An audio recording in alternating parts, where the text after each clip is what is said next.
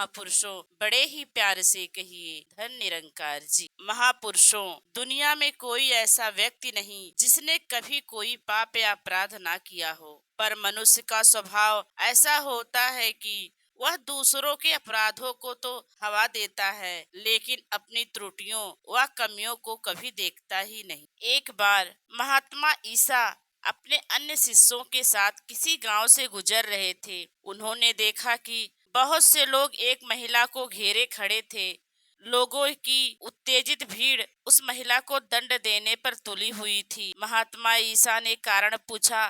भीड़ में से आवाजें आई, यह महिला दुष्टा है, यह पापिन है, यह दुराचारी, अव्यभिचारिणी है, इसे समाज में रहने का कोई अधिकार नहीं। ईसा मसीह जी ने देखा कि बच्चे, बूढ़े, नौजवान सभी के हाथों में पत्थर थे और सभी उस महिला को मारने के लिए उतावले हो रहे थे, जैसे कि उस दुराचारी महिला को दंड देने का उत्तरदायित्व उनका ही हो। ईसा मसीह जी को एक विवेकी पुरुष जानकर उन्होंने ईसा जी से कहा, आप तो महात्मा लगते हैं, आप ही बताइए कि इस महिला को क्या दंड दिया जाए जिसने समाज में गंदगी फैला रखी है।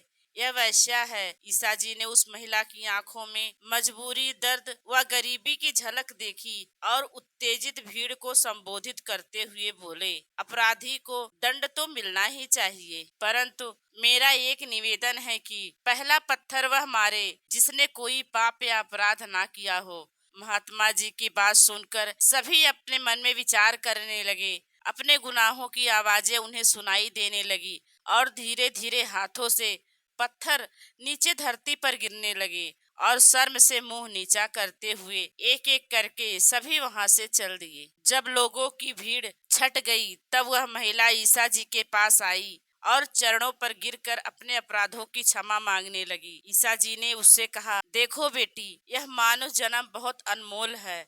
इसका एक एक श्वास प्रभु की देन है, इसलिए इस मानव जीवन को व्यर्थ नहीं गंवाना चाहिए। आप अवशेष जीवन प्रभु भक्ति में बिताएं। इस तरह उसको आपने इस सर्वव्यापक प्रभु के दर्शन कराए और वह आपकी शिष्या बन गई। एक पापी तो सतगुरु की कृपा पाकर सुधर सकता है, नेकी के रास्ते पर चलना आरंभ कर देता है, परंतु उसके निंदक, उससे घृणा करने वाले तो यूं ही दंड के भागी बन जाते हैं। हमें घृणा पापी से नहीं, पाप से करनी चाहिए। महापुरुषों, बड़े ही प्यार से कहिए धन निरंकार जी।